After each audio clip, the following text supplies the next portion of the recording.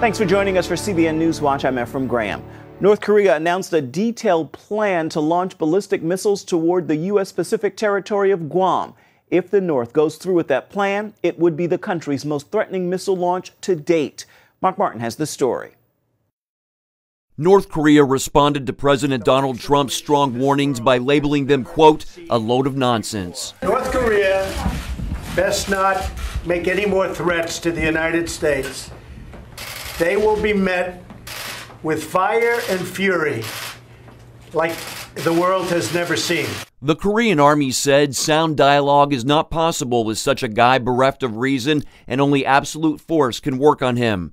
The rogue regime has doubled down on its threat against Guam, warning it could send 4 medium to long-range ballistic missiles over Japan and into waters around the small island by the middle of this month. Guam is home to 7,000 U.S. military men and women and has a population of 160,000. Japan and South Korea said they would react strongly if Pyongyang carried out the plan. U.S. allies like Australia condemned North Korea's aggression. Our collective strategy has not changed, and that is to bring pressure to bear on North Korea through diplomatic and economic means to force it to change its behavior. And Defense Secretary James Mattis also had a strong warning for North Korea, saying it should cease any consideration of actions that would lead to the end of its regime and the destruction of its people.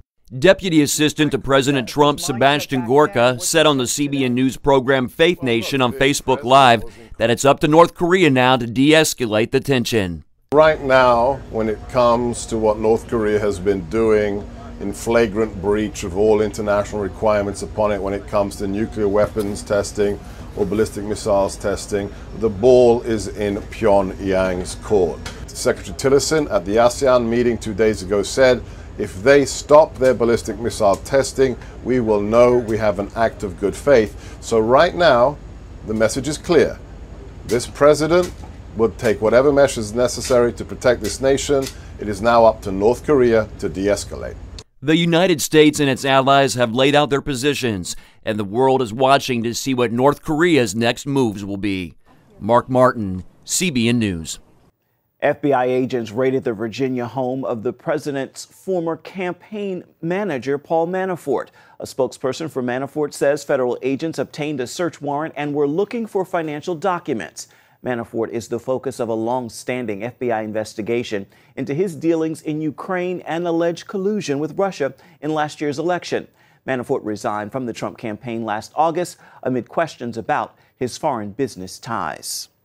French police shot and arrested a man after he rammed his car into 6 soldiers near Paris. 3 soldiers are seriously hurt after the attacker plowed them down with a BMW. The man fled the scene, leading police on a 5-hour manhunt. According to the London Telegraph, at least 300 police officers were involved in taking him down. The chase finally ended in a shootout on a busy highway just north of Paris. A Parisian newspaper identified that man as 37-year-old Hamou B.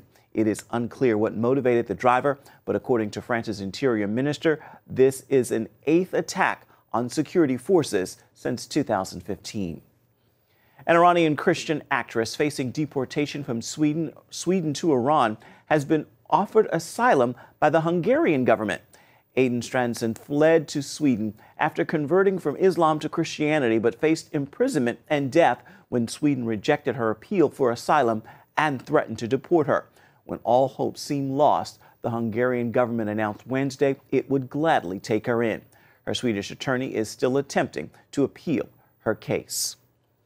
A new medical breakthrough is so controversial, it is being viewed as both an answer to prayer and a potentially frightening perversion of the human race.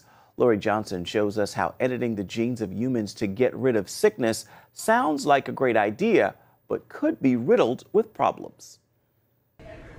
Many of us know someone who inherited a gene that caused them to get a terrible disease like Alzheimer's or cancer.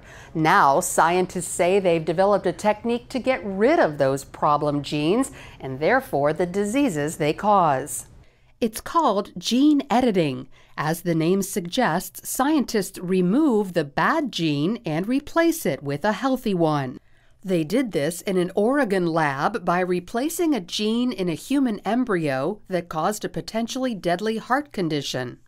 The embryo was later destroyed. Scientists say gene editing will allow them to prevent a whole host of other inherited diseases, but some don't like the way the process is being tested. Concern here is that what they did is effectively killed a number of embryos in order to get the genetic change that they want. And we believe that that could have been done later in the process to actually treat even an unborn child or a child with that disease. Another worry is that this could lead to the creation of so-called designer babies, where scientists alter an embryo's genetics not to save a life or prevent a disease, but to make the person better looking, better in sports and school. With this technology, we're talking about altering life and altering the germline heredity of people, and that creates a lot of concerns for us and a lot of other people. Many in the scientific community share that concern. Scientists who gathered from around the world in Washington, D.C. last year said gene editing should only be used to save lives and alleviate suffering. People start talking about eye color, hair color. Sometimes people start talking about things like memory enhancement or muscle mass and things like that. And I think we really need to be careful about that because, quite frankly, some of that involves very, very complicated science in terms of the numbers of genes that you'd have to manipulate, etc. And at least for now, that's not the game.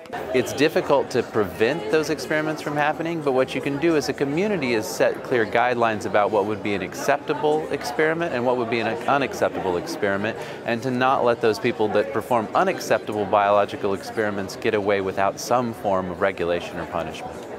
So while gene editing is still in its infancy, now may be the ideal time to discuss all of the possible consequences of this new technology, as well as ways to control it.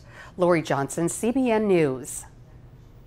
Police have charged a 17-year-old teen with attempted murder after abandoning her baby outside in a plastic bag for 3 days. Miraculously, the baby survived. Officers say the mother left the 8-month-old in a bag under bushes in a Sierre, Pennsylvania neighborhood. 2 sisters found the girl Tuesday afternoon after hearing odd noises. Police say the neighbors who found the child began to give her aid until emergency personnel arrived on scene. The baby was hospitalized and in stable condition Wednesday.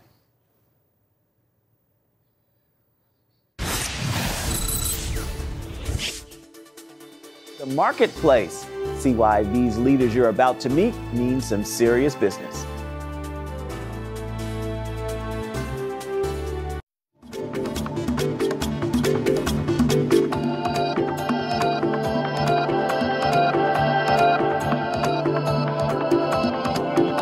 So, does your life reflect what you believe? One Christian businessman decided many years ago that his did not. So he made a change in his own life, and he encouraged other business leaders to do the very same thing. Now, as Paul Strand reports, they've come together to bring Christianity right in the center of the workplace. Few Christians really spend all that much time in their church buildings, and most don't minister there, they get ministered to. Where they spend most of their time and have their most opportunities to have an impact on others is the workplace. We're going behind the scene at some of America's businesses to show you why marketplace ministry may be God's next big move. The average time that an American spends in business, 46 hours a week. So the opportunity for influence through the marketplace is just phenomenal. Terrence Chapman heads up a worldwide effort to help businesses led by Christians take their rightful place partnering with God. It's called the Fellowship of Companies for Christ International, FCCI. Bobby Mitchell helped start it up 4 decades ago. Billy Graham made the statement about 10 years ago that he believes the next great move of God will be through the marketplace. There are 5 million churches worldwide, but far more businesses. I mean, you're talking 90 million businesses around the world, 28 million businesses here in the U.S. How important, even sacred, is your work to God? Well, so much so that the Old Testament word for both worship and work is the same. Avodah is the Hebrew word for work and worship. Mitchell says he loves spreading through FCCI this truth that worship and work and walking with God should all be rolled up together. Robbie Thompson, head of Conklin Metal Industries, likes the way Ecclesiastes sums it up. There's nothing better for man than to eat and drink and find satisfaction in his work. And that is a gift of God. And really, it's the gift from God. Every day, Thompson has these goals for his company and life. Honor God with how I work, how I deal with employees and coworkers, and to glorify Him really in all that I do, and to create a company where people can find that satisfaction.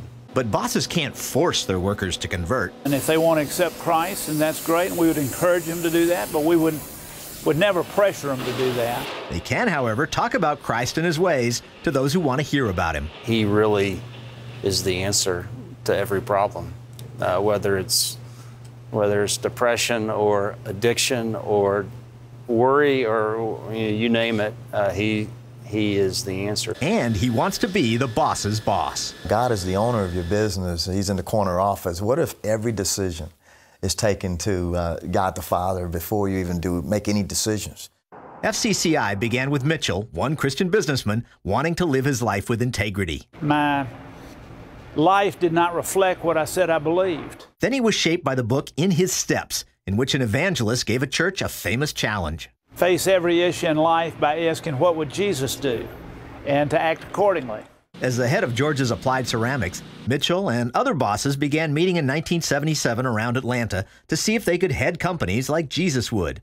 Soon they started FCCI, and now it supplies videos, materials, and case studies to help all its members in 139 countries do business God's way. We just streamed some material to 30 million people in Pakistan. But their core is meeting weekly in small groups of business leaders. This is an opportunity to come together, talk about real business issues and challenges. So we're not a Bible study, we're a real business type of organization. And I've seen people sell companies, buy companies, totally re-engineer companies based on the input they got out of these small groups. For business leaders, it's often lonely at the top, which is why it's good there's small groups just for them, where they can do life together, learn from each other, be held accountable by each other. You know, a CEO's job is probably the loneliest one in the world. I mean, who are you going to complain to, right? You got a board, you have a staff, you have nowhere to kind of release. And that's what the FCCI small groups offer. A safe environment that they can be transparent, they can be open, they can talk about these business issues and challenges. They want to honor the Lord. They want to get it right. It's really talking about how do you operate a business in a way that glorifies the Father. Mitchell says it's the best way to live. I'm a pure entrepreneur, but the most exciting part of my business career has been walking with the Lord through this business. Wherever God has planted you, you need to bloom. Paul Strand, CBN News, reporting from Norcross, Georgia. It was nominated as one of the 7 wonders of the world, but the Dead Sea could soon be gone. Find out why this mineral haven is drying up. We've got the story next.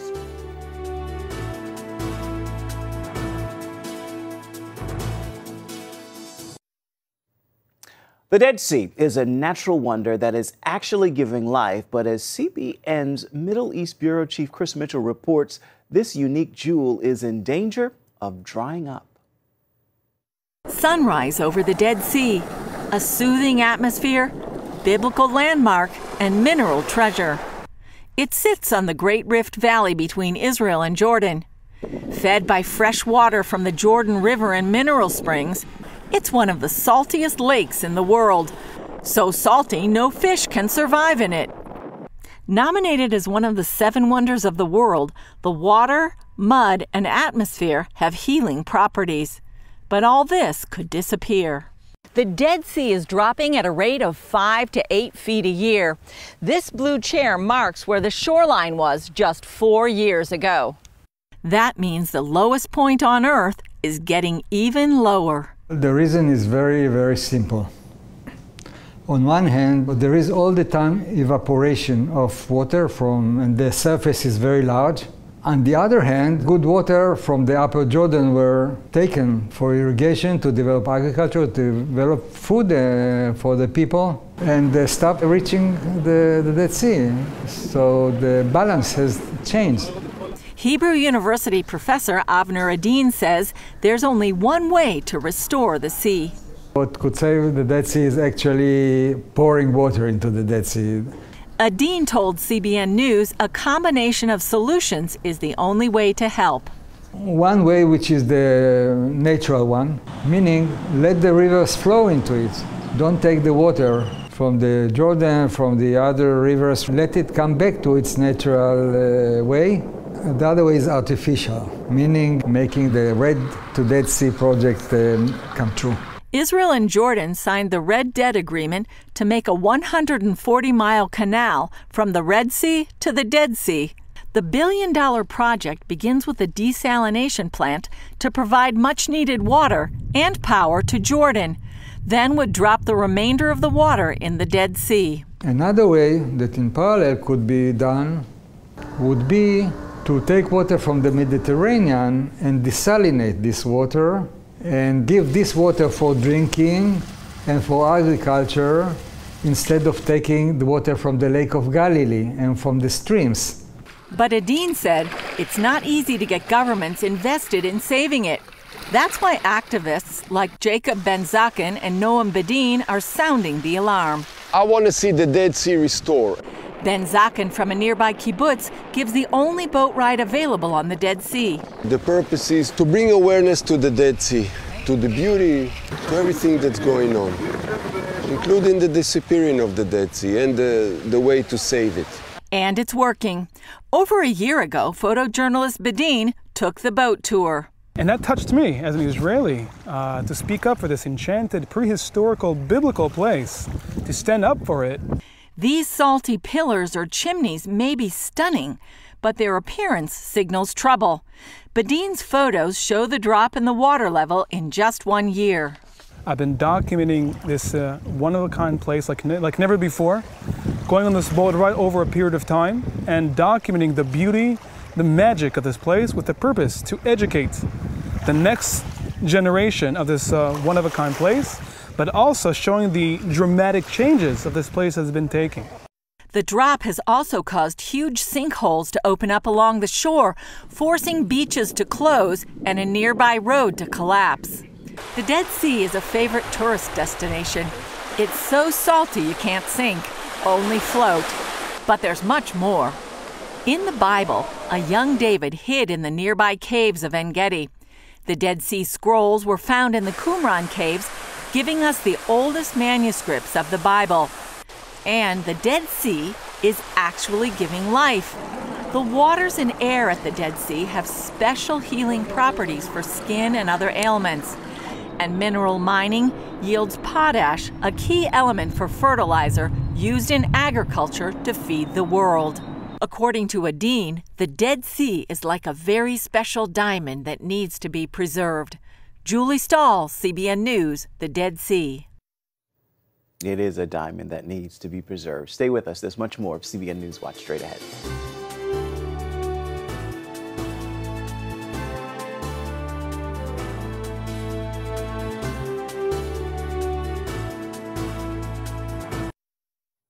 Every day is the perfect day to be grateful. It is now time for your Thursday Thankful. Join me in this attitude of gratitude in the hours ahead. Father, there is no one greater than you. You love like no other, and because of you, I have every need met. I live today knowing with you, through you, and in you, the best is yet to come. With that word, make this a thankful Thursday and a wonderful rest of the week. That is going to do it for this edition of CBN NewsWatch. You can find more of our exclusive coverage of the issues you care most about at cbnnews.com. We'd love to hear what you think about the stories you've seen here today. You can do that by emailing newswatch@cbn.com. You can also reach out to us on Facebook, Twitter, and Instagram. Hope you'll join us again right here next time. Make this a great Thursday. We'll see you right back here come tomorrow. Goodbye and God bless.